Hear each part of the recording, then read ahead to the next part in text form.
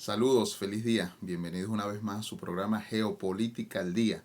En esta cuarta sesión de la segunda temporada vamos a estar conversando, analizando e interpretando algunos hechos noticiosos de la semana.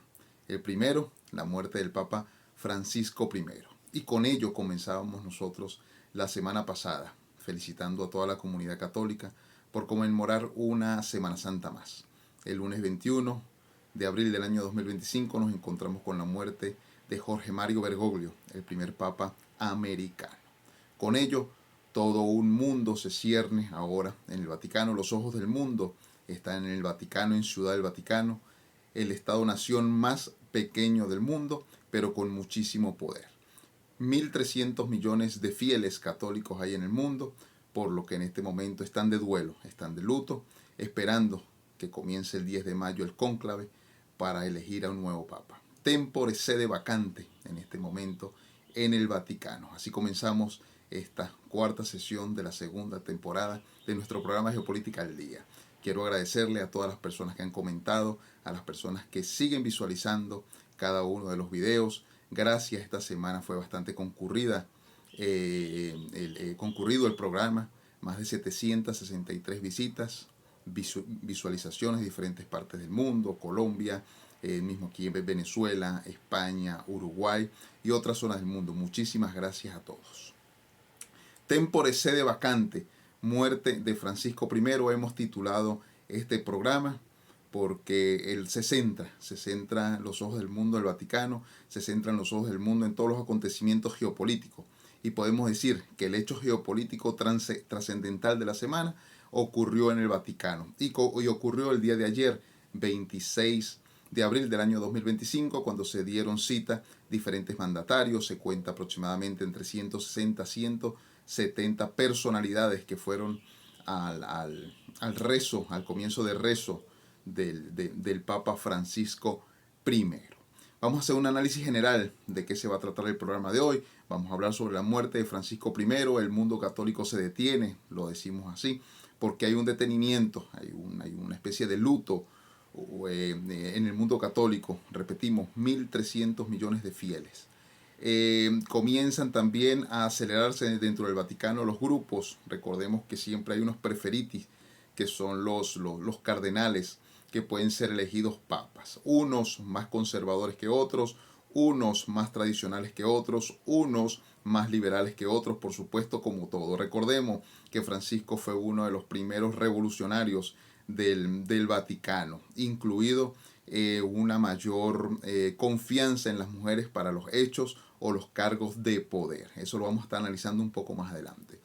Vamos a analizar también parte de los aranceles que han estado detenidos durante por 90 días, lo que ha resultado o ha tenido consecuencias positivas en algunas economías del mundo, particularmente la de los Estados Unidos de Norteamérica, donde algunos de los índices como el S&P 500 vuelve a establecerse, vuelve a recuperar algunos números, recupera algunos números el dólar también, recupera algunos números el petróleo, el Brent, que es el petróleo liviano, recupera algunos números Tesla, Amazon, Nike y por supuesto otras organizaciones que son recurrentes tanto en el área de juguetes, en el área deportiva y en el área de tecnología. Vamos a hablar de China, un poco de China, porque el avance chino nos sorprende cada semana. Esta semana recordemos que el 6G está puesto ya dentro de China, está siendo particularmente utilizado no solamente por China, sino por parte de sus socios, así como el cable transoceánico que le da gran parte del Internet dentro de China, ya con el 10G de 10ª generación. Ya con este avance, China está asumiendo un poder en Asia-Pacífico y en parte de sus otras zonas de confluencia, como son las zonas que son parte de esa ruta de la seda del siglo XXI y esa ruta que se abre también bien al norte del planeta. Durante la semana ocurrió un hecho que suma a los puntos calientes dentro de la geopolítica. Aquí siempre analizamos desde que comenzó el programa los hechos o los puntos calientes dentro de los enclaves geopolíticos, y ya habíamos hablado del Hamas e Israel, habíamos hablado de Ucrania y Rusia, y ahora se suma o viene sumándose también durante varias semanas, solo que esta semana el conflicto entre Pakistán y la India pues dio un paso acelerado.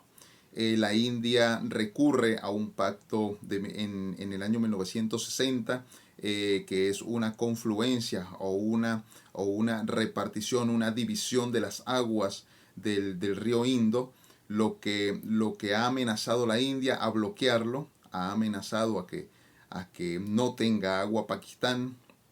Eso es en el mundo de la geopolítica. Recordemos que los minerales y todos estos recursos hídricos pues son parte y son soberanía de cada uno de los países. Solo que Cachemira, como el centro en este momento, el centro de influjo por parte de tres grandes potencias nucleares, además de eso, como la India, como China y como Pakistán, pues es uno de los enclaves geopolíticos más fuertes en este momento del mundo, una de las zonas más militarizadas del mundo. Se cuenta aproximadamente más de 1 millón de soldados en la zona, lo que es el Valle de Cachemira, toda la zona de Jammu, toda la zona también del centro de Cachemira y por supuesto toda la línea fronteriza donde Pakistán pues en los últimos años ha sumado hasta 120.000 soldados en esa línea y se suman, según datos extraoficiales, unos 220.000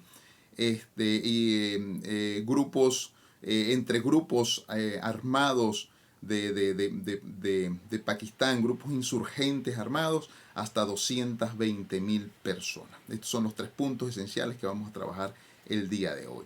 Como siempre hacemos en este programa un análisis bastante general acerca de las bolsas del mundo, acerca de cómo amanece la economía, cómo va a amanecer la economía semana tras semana. Podemos obtener que hubo, como siempre, unos ganadores, unos que perdieron, unos que se mantuvieron y por supuesto algunos que vienen renaciendo luego de la amenaza de aranceles por parte de Donald Trump al mundo. Recordemos, son 186 países que en este momento están en vinculación comercial, en vinculación estratégica y por supuesto empresarial y de comercio para que se reduzcan o en algunos casos que sea de arancel cero, como la Unión Europea, que ha participado, que ha manifestado y que ha hecho alianza para que esto siga el camino, ¿no? Que sea cero aranceles para los dos, para el continente europeo, lo que es la Unión Europea, y por supuesto para Estados Unidos. China y los Estados Unidos también estaban planteando ese tema de arancel cero, solo que no se ha llegado a ningún acuerdo y los aranceles, aunque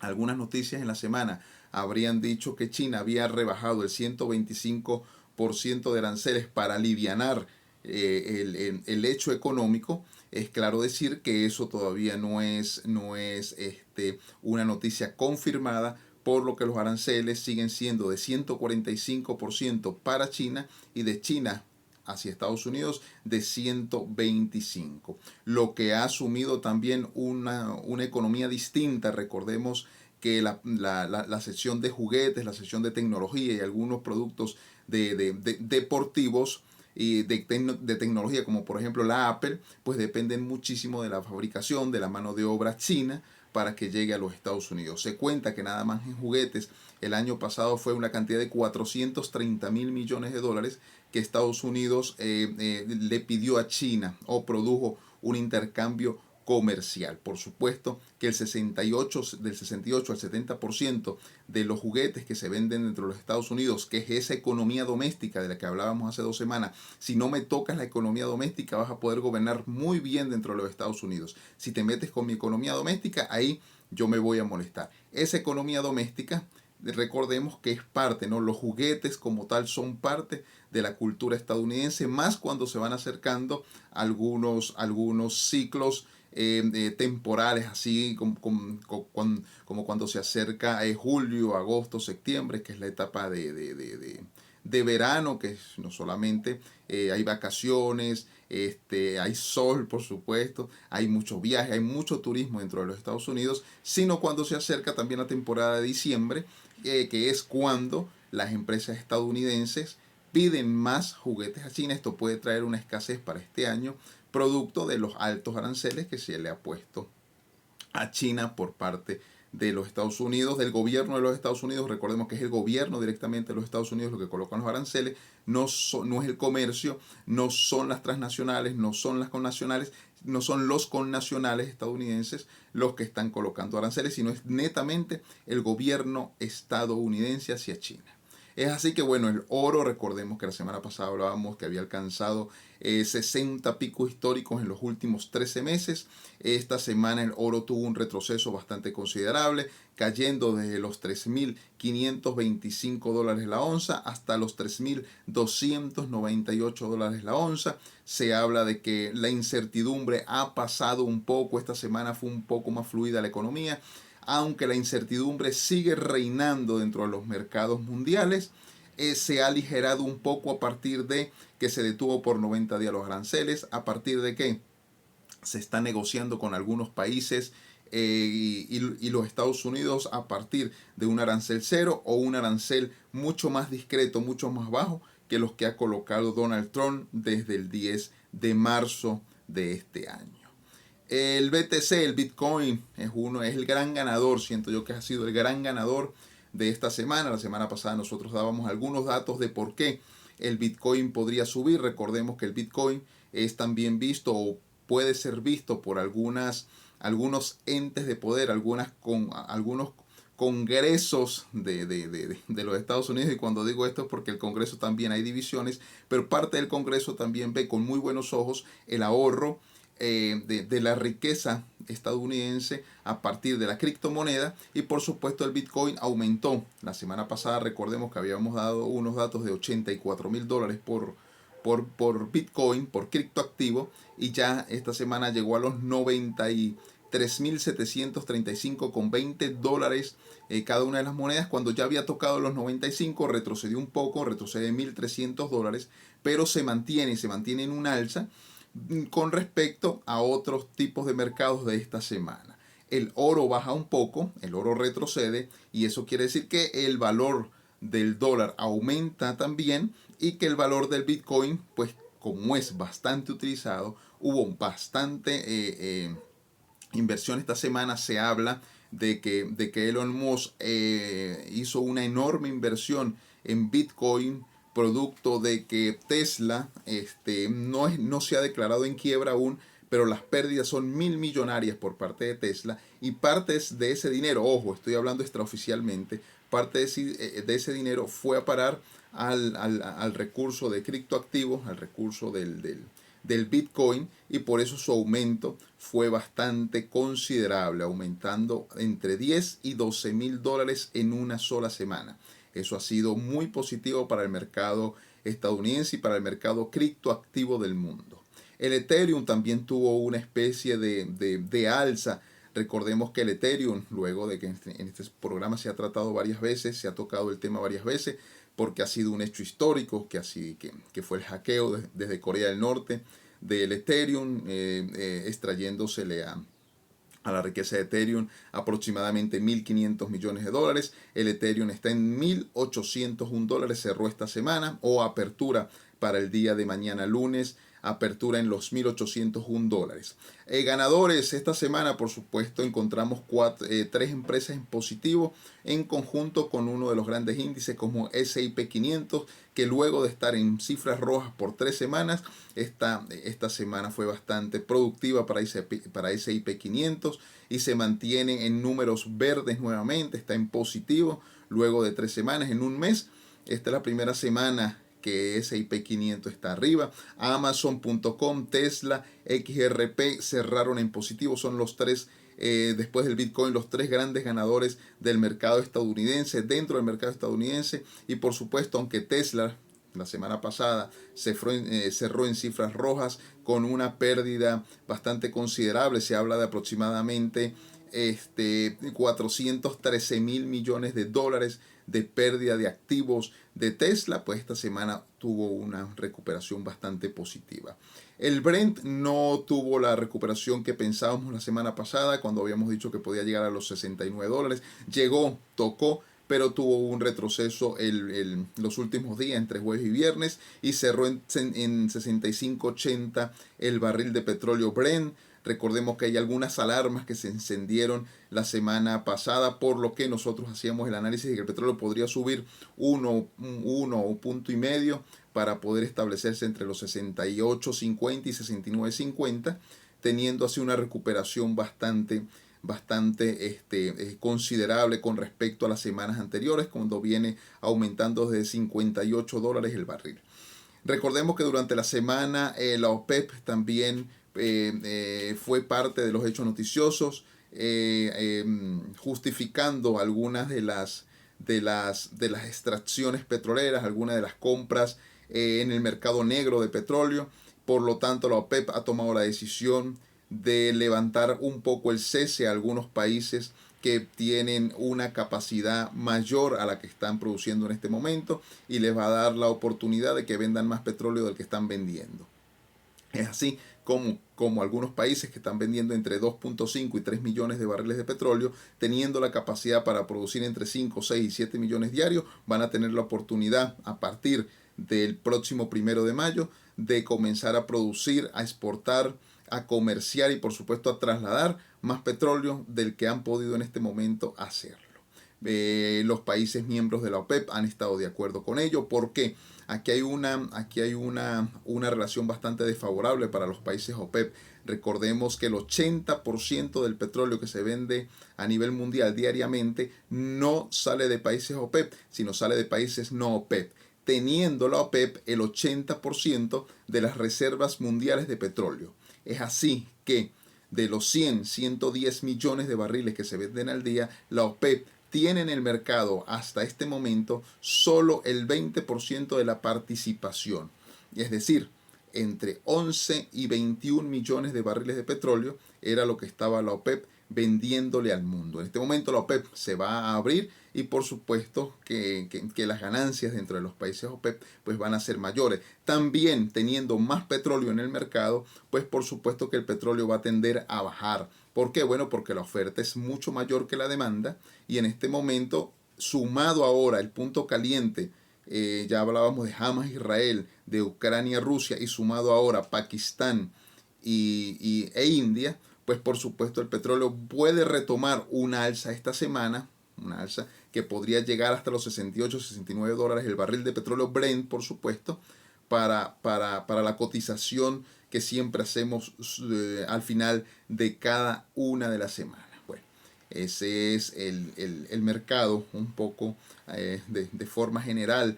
Por tiempo no podemos estar profundizando en cada uno de los mercados, pero bueno, para aquellos traders, para aquellas personas que están invirtiendo en los mercados digitales, en los cuales pues también nos hemos especializado, pues ese es una especie de diagnóstico de primer plano. Ya mañana en la tarde nosotros hacemos el segundo diagnóstico, y por supuesto que va a ser más satisfactorio para aquellas personas que también que me siguen a partir del hecho económico. El impacto, recordemos que había un impacto, y siempre me gusta repetirlo, porque el impacto de la nueva economía, que es la economía digital, a partir del hecho esencial de la creación del Bitcoin y con este aumento que ha tenido, pues la economía tradicional comienza a retroceder nuevamente, que son los bienes muebles e inmuebles, comienza a retroceder un poco. El sector inversión, el sector construcción y el sector bienes raíces también comienza a retroceder algo. Esas represalias que han tenido también, o que ha tenido en este momento el gobierno de los Estados Unidos con respecto a China, más que todo, puede el mundo o los otros países ser catalizadores en negativo de sus economías. El Fondo Monetario Internacional esta semana daba unos datos concretos que, bueno, la economía estadounidense puede retroceder un poco, puede retroceder hasta 7 puntos este mismo año, igual que la economía china. Se pensaba que iba a crecer en 5 puntos y puede retroceder 4 puntos, lo que puede hacer de la economía china un retroceso impensado, no planificado, y por supuesto de pérdidas multimillonarias dentro de China. Recordemos que China tiene 50 millones de multimillonarios que mueven la economía china para el mundo, pero que los aranceles por supuesto van a golpear bastante. Se pensaba, el Fondo Monetario Internacional pensaba en un 30% que la recesión económica podía ser palpable este mismo año, ¿no? El otro 70% decía que no, que todavía la economía estadounidense, dejada por Joe Biden, podía controlar un poco. Lo que los datos arrojan esta semana es que el riesgo país de los Estados Unidos sube de 30 a 40%, es decir, hay un 40% de fiabilidad de que puede haber una recesión económica dentro de los Estados Unidos si no se cambian los patrones económicos, es decir, los aranceles estadounidenses y por supuesto golpear, porque el gobierno de Estados Unidos está golpeando el status quo, está golpeando esos factores que siempre han gobernado a los Estados Unidos, tratando de deponer algo para instalar un nuevo paradigma, y eso pues puede dar ciertas consecuencias negativas, no solamente para la economía estadounidense, sino para la reserva y para las bolsas que mueven el mundo. Hay otras fuentes de riqueza, por supuesto, que se están abriendo, y algunos países, como viene haciendo también los Estados Unidos desde hace 10 años, cambiar un poco los paradigmas económicos y no depender tanto de China. Esos son los dos objetivos de Estados Unidos. Uno, no depender más de China en algunos productos que casi llegan al 100% de producción, y por supuesto tratar de detener el avance chino por la forma que está haciendo, una forma bastante agresiva, una forma bastante rápida, con la ruta de la seda, con la ruta del norte, incluyendo dentro de sus inversiones algunas zonas como América Latina, algunas zonas como el Caribe, América Latina, el Caribe y por supuesto África, todo el norte y centro de África, en los cuales pues los minerales también son bastante apetecibles. El Asia Pacífico está casi totalmente controlado por China, y por supuesto esa tríada que siempre nosotros conversamos entre India, China y Rusia, los países BRIC, con respecto a zonas de alto consumo, de baja producción y alto consumo, como es la Unión Europea, y establecerse allí. Recordemos también que la Unión Europea no había amenazado, pero sí había advertido a los Estados Unidos que de ya no depender más de ellos por motivo de los aranceles, pues dependería en un 60-70% de las inversiones chinas para la Unión Europea. Las negociaciones, nosotros hablábamos la semana pasada del impacto que iba a tener el nuevo acuerdo nuclear o el nuevo pacto nuclear. Recordemos que es el cuarto en la historia de Irán y los Estados Unidos. Esta semana se sentaron en Omán. Algunas cosas salieron a relucir. El ministro Arakin dice que hay esperanzas de que se logre el pacto. Recordemos que la semana pasada este tema fue bastante noticioso, solo que bueno, esta semana con el Papa Francisco, pues todos los medios de comunicación, redes sociales y toda esta masividad de información que hay en el mundo, pues fue directamente a Ciudad del Vaticano. Hace 2 días concluyó la tercera ronda de negociaciones, y cito al ministro: con cautas esperanzas en Omán. Esto lo reseñó RTVE, que es un medio de comunicación español. Araki cita: se levanta la mesa en este tercer acercamiento antes de ir a Roma a firmar un acuerdo definitivo. Recordemos que este acuerdo definitivo también deben haber otros actores, tales como la Organización de Naciones Unidas, la ONU, tienen que establecerse la Unión Europea, estar allí, y algunos otros mecanismos que van a utilizar. También los puntos que se hablaron, recordemos que eran 9 puntos sobre el pacto nuclear. Una de las cosas era la eliminación de sanciones y contención de Israel, que se contenga a Israel dentro de Medio Oriente, y parece ser que los Estados Unidos en este momento, de forma la narrativa, por supuesto, de Donald Trump, que a veces es pacífica, pero en su actuación es agresiva, es un hombre que realmente está en contra, siento yo, de todas las relaciones internacionales que se han fomentado y que se han formado en el mundo en los últimos 80 años, luego del fin de la Segunda Guerra Mundial, que esta semana se conmemoraron 80 años desde que el ejército soviético, los rojos soviéticos, tomaran Berlín y por supuesto derrotaran a los nazis, se terminara la Segunda Guerra Mundial. Por supuesto, con un conjunto de aliados, el gobierno, el ejército rojo, que cuando liberó a Auschwitz, cuando llega a Berlín, por supuesto, con acuerdos con los Estados Unidos, con el Reino Unido del momento, y todo fue... se cumplieron también 80 años de eso. En estos puntos también cabe mencionar que hay 3 fases por las cuales Witkoff, que es el encargado en este momento enviado de Donald Trump para la discusión del pacto nuclear, se habla de reducir la velocidad de enriquecer uranio que estaba teniendo Irán en los últimos 7 años, desde que Donald Trump se levantó del pacto en aquel abril del año 2018. Irán autorizó inspecciones técnicas por parte de Naciones Unidas para que vean lo que realmente están haciendo, el enriquecimiento de uranio dentro de Irán. Y por supuesto, uno de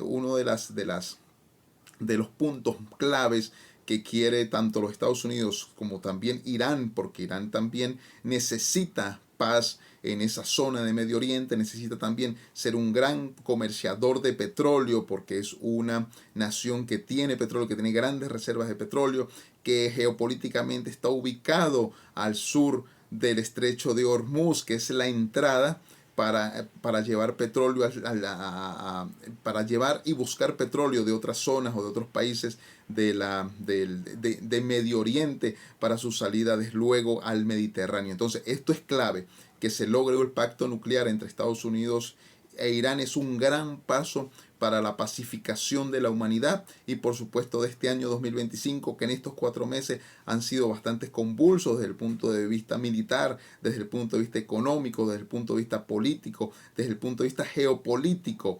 Es la conciencia de la política, la geopolítica como disciplina es vista como la conciencia de la política. Es mucho decir estas palabras, ¿no?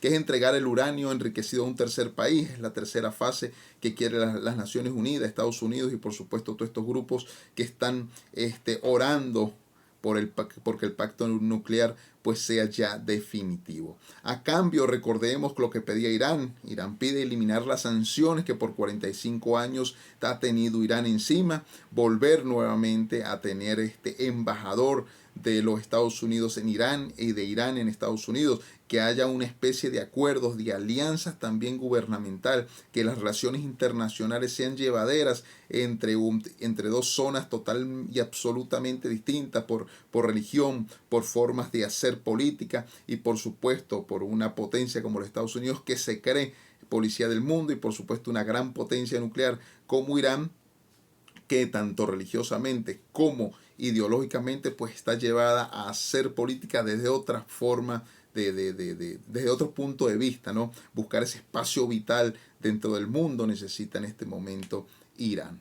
También, bueno, permitir que Irán venda su petróleo abiertamente. Recordemos que a partir de las sanciones, desde hace 45 años, Irán no ha tenido la forma, ni las herramientas, ni la vinculación necesaria para que el petróleo pueda venderse abiertamente. Su petróleo pueda venderse abiertamente, si no es con algunos países como por ejemplo como Venezuela, en el cual hay un intercambio comercial en alimentos, en tecnología y por supuesto en energías. El tema esencial del que nosotros, bueno, tocamos esta semana, porque fue la semana noticiosa por excelencia del mes de abril que termina, el programa ya termina para esta semana, ya el próximo programa estamos en mayo, es Vaticano. Hemos titulado Vaticano Tempore Sede Vacante. En este momento la sede vacante se abre a la muerte del Papa. El Camarlengo entra en este momento como una especie de vicario, estando allí encargado de la Ciudad del Vaticano, encargado de todo este proceso para elegir un nuevo papa que se va a llevar incluso hasta entre el 8 y el 10 de mayo del año 2025 para elegir a un nuevo papa. Esperemos que lo elijan prontamente. Dentro de los preferiti hay 4 o 5 que tienen bastante audiencia por parte del resto de cardenales, que tienen algunos aspectos claros, por ejemplo Burke, que es un cardenal estadounidense netamente conservador, que quiere seguir con las riendas del Vaticano a presión fuerte y eliminar, por supuesto, como lo hizo en vida al Papa Francisco, en el cual fue ciertamente uno de los opositores al Papa Francisco, porque quiere la regularización nuevamente del papado y de la religión católica fuerte, ¿no? Seria, como era en algún tiempo. Seria, con la palabra seria no quiero decir que haya sido un bochinche ni otra cosa el Vaticano en estos años, solo que los fieles se estaban perdiendo, habían otras religiones que estaban asumiendo todos estos fieles que han estado saliendo de la Iglesia Católica y por supuesto la Iglesia Católica en su afán no solamente por mantenerlo, sino por atraer muchísimos más, pues tiene que hacer ciertos cambios. El Papa Francisco hablaba de la participación de la mujer dentro del Vaticano, incluso se hablaba de mujeres sacerdotisas, mujeres que podían llevar el poder del Vaticano, no solamente desde el punto de vista administrativo, sino también económico, también militar y, por qué no, desde el punto de vista del apostolado, que tiene más participación el hombre, ¿no? Entonces el Papa Francisco manifestaba algunas cosas como esta, nos hablaba también de por qué no podría haber el matrimonio de los sacerdotes, ¿no? Bueno, esto es todo un tema que es necesario traducir y hablar en otro programa, que se podría llevar muchísimo tiempo en esto. Hablábamos también del Vaticano Tempore Sede Vacante, que fue como el centro, el nudo esencial de la semana, en el cual la geopolítica de Occidente en su mayor envergadura se observó. Recordemos que las delegaciones fueron un total de 130, incluidos más de 50 jefes de Estado y 11 monarcas. Aquí solamente vamos a nombrar las personas que se vieron las caras en ese momento. Recordemos que una de las personas que fue de los primeros que viajó, y el cual pues asumió un papel protagónico, no solamente como visita para despedir al Papa, sino también, bueno, para ejecutar ciertas acciones o ciertas vinculaciones, aprovechar el momento para conversar, fue Donald Trump, que viajó con su esposa Melania, y fue una de las primeras personas, la más televisada, la más fotografiada en el momento. Recordemos que, bueno, en este momento es el protagonista geopolítico del mundo, no solamente por su narrativa, por su discurso violento, agresivo y poco pacífico, sino también con esto de la política arancelaria al mundo, ¿no? Joe Biden también llegó a la despedida del Papa. El expresidente no se vio con Donald Trump, ni siquiera se miraron ni se dieron la mano. Eso, bueno, esto es un hecho netamente geopolítico, es la geopolítica de Occidente en el Vaticano. Vimos personas como Volodymyr Zelensky, que no desaprovechó el momento y se reunió por 15 minutos con Donald Trump. Luego llegó Emmanuel Macron, el presidente de Francia, y estuvieron hablando largo y tendido luego de todas las exequias y todos estos actos fúnebres. Se reunieron y, bueno, solamente hay un punto entre ellos, ¿no?, que es la guerra, es la pacificación y, por supuesto, el apoyo que necesita, quiere y pide Volodymyr Zelensky, no solamente por parte de los Estados Unidos, sino de la Unión Europea y la OTAN, que se ha sentido solo, se ha sentido que la lucha ha sido infernal dentro de Ucrania. Pero bueno, ya Donald Trump había asistido a algunos mítines anunciando que usted no puede buscar peleas con alguien que tenga más poder que usted, porque bueno, eso va a llevar a un solo hecho y va a tener una sola conclusión, que es la pérdida. Estaba Keir Starmer, que es el primer ministro del Reino Unido, también llegó al Vaticano. Estaba Ursula von der Leyen, que es la presidenta de la Comisión Europea. Estaba Roberta Metsola, que es la presidenta del Parlamento Europeo. Estaba Giorgia Meloni, que es la primera ministra de Italia. Estaba, por supuesto, el peluca Javier Milei, presidente de Argentina, junto con Karina Milei, su hermana, que es la secretaria general de la presidencia. Viajó con él para acompañarlo. Recordemos que Javier Milei no tiene pareja. Bueno, pareja mediática, vista, no es casado. Sergio Mattarella, presidente de Italia. Luis Ignacio Lula da Silva, presidente de Brasil. Daniel Noboa, recién elegido presidente ecuatoriano. Estaba el rey Felipe y, por supuesto, la reina Leticia. Vimos a una persona que, bueno, tenían tiempo sin verse en los medios, que es Julian Assange. Recordemos que Julian Assange fue el fundador de Wikileaks y estuvo detenido un largo tiempo, incluso estuvo guardado, por decirlo de alguna forma. Estuvo en la embajada ecuatoriana por bastante tiempo, en la cual, bueno, luego se le hizo un juicio y salió inocente, ¿no? Julian Assange sigue ahora, creo que vive en Dinamarca, sigue sus investigaciones. Recordamos que es un periodista, es un hombre de investigación y estuvo dentro del Vaticano.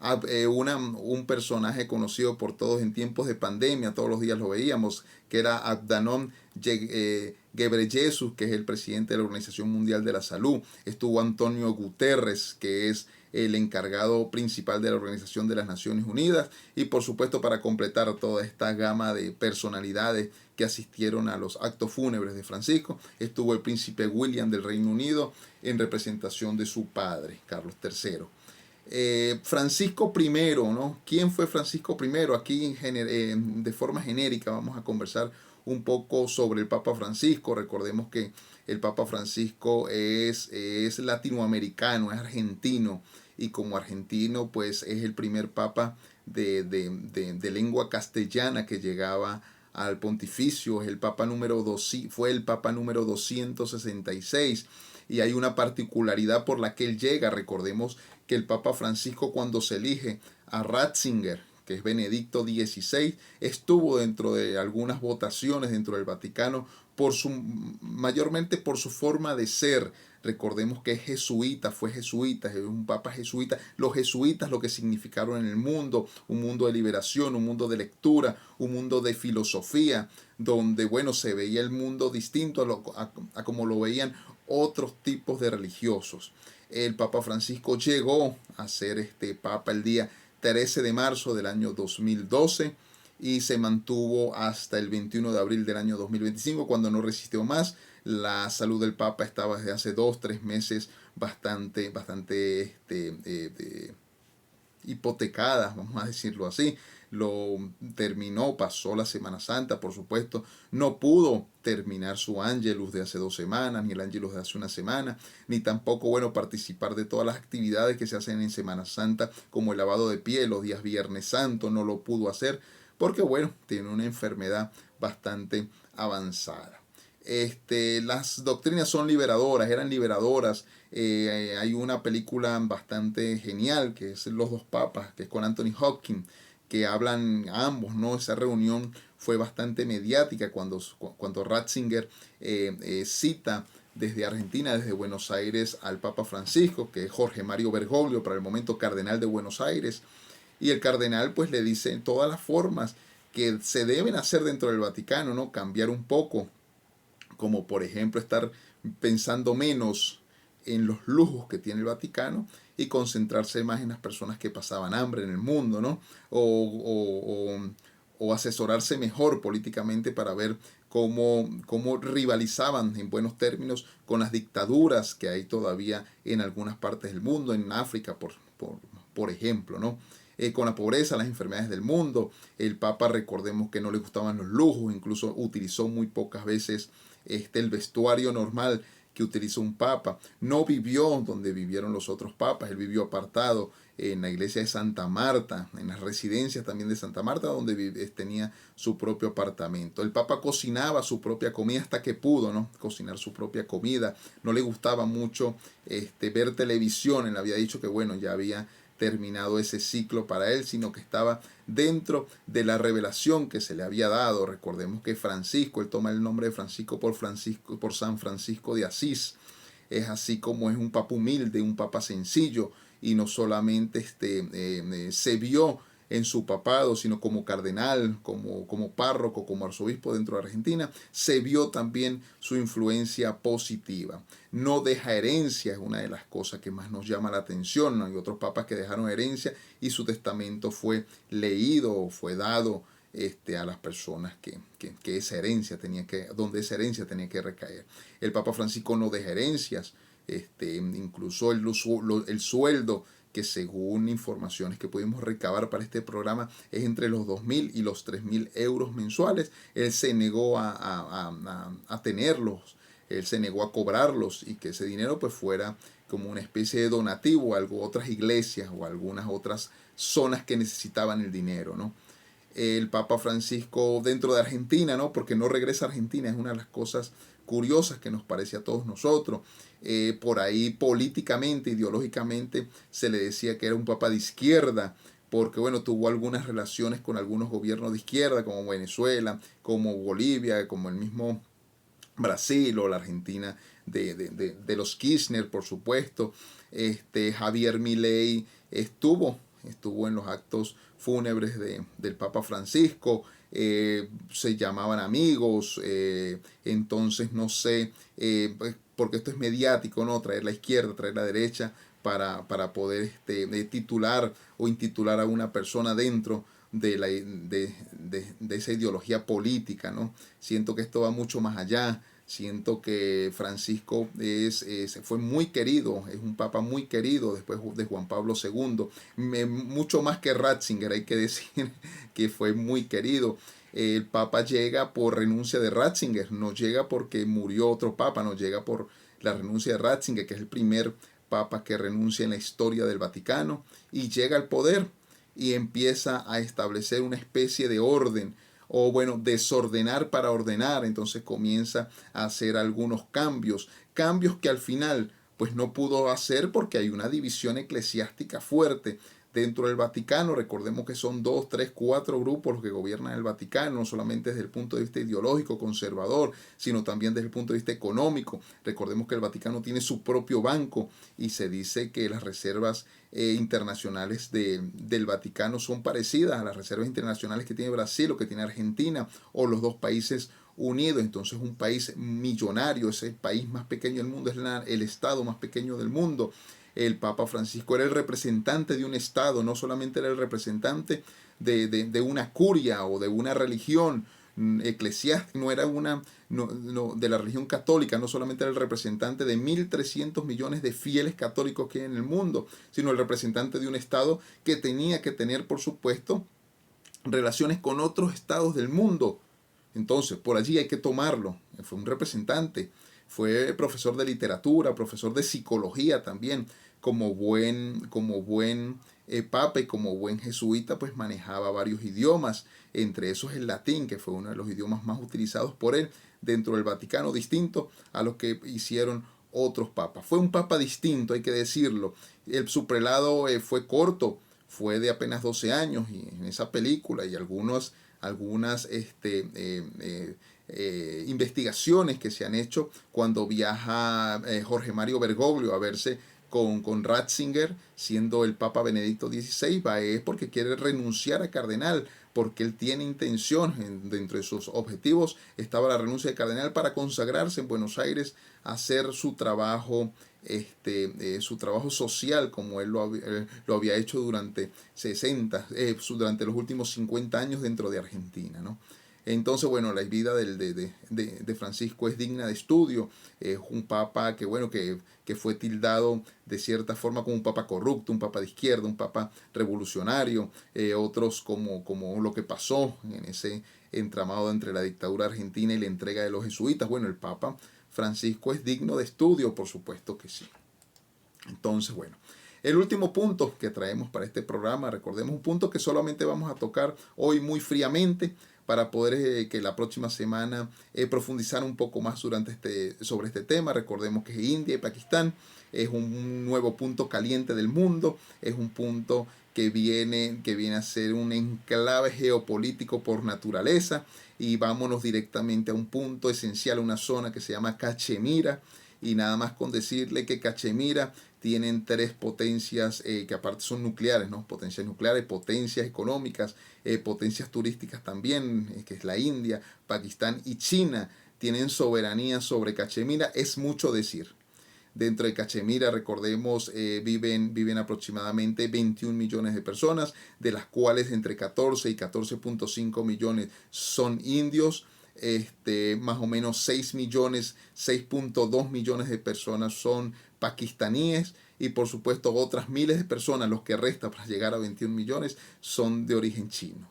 Siendo así, ahí hay una división no solamente territorial, no solamente cultural, sino también religiosa. Recordemos que la India son hindúes, de religión hindú, y los pakistaníes. Eso sucede en el año 1947, cuando la India británica se divide, y se divide entre hindúes y se divide entre musulmanes. Pakistán es musulmán, China es hindú, y por supuesto lo que sucedió el día 22 de abril, que bueno, sobre todas las cosas es bochornoso para el gobierno indio en este momento de seguridad, porque fueron grupos insurgentes que arremetieron en una de las zonas de la India y asesinaron aproximadamente 26 turistas. Esto trae como consecuencias que se rompan algunos pactos, como por ejemplo el pacto híbrido sobre el río Indo, que está en su mayoría en administración de la India. Puede haber un corte de flujo de aguas para Pakistán que ha amenazado a la India.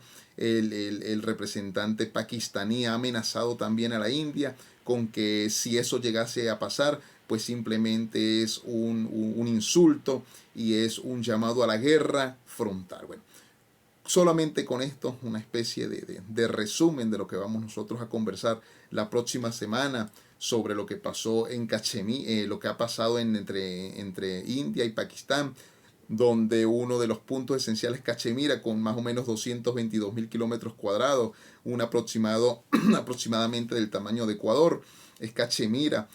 Vamos a hacer un análisis rápido de lo que significa la India para el mundo. La India es la quinta potencia mundial. Muchos dicen que es la cuarta, por detrás de Estados Unidos, China y Rusia. Otros dicen que es la quinta, por detrás también de Japón. Tiene entre 1.400 y 1.600 millones de habitantes. Es la industria manufacturera por excelencia dentro de la India. Aún existen 400 millones de pobres, o sea, hay una pobreza bastante fuerte. La India es la séptima economía mundial, otros dicen que es la quinta. La India va avanzando, incluso culturalmente. Recordemos que parte de su cultura está ya regada en el mundo, en este mundo de nuevo orden mundial, de globalización. Pues por supuesto la India ha avanzado no solamente de la parte religiosa, sino también gastronómicamente, culturalmente. Bailes típicos de la India se comienzan a replicar en otras zonas del mundo. El yoga, por supuesto, que nace en la India, es practicado en más o menos 160 países del mundo. Occidente ha hecho eco de la cultura de la India. Entonces, bueno, para la próxima semana terminamos de analizar este tema. Por motivos de tiempo, pues ya este programa debería terminar. Bueno, con esto me despido. Muchísimas gracias por su atención. Gracias a todas esas personas que siguen viendo este programa, a los que se siguen suscribiendo. Está abierto ya el canal Geopolítica al Día por WhatsApp para que todos estén al día con la información que se envía, con las noticias que salen y por supuesto con los análisis diarios. Así que bueno, me despido. Muchísimas gracias por todo.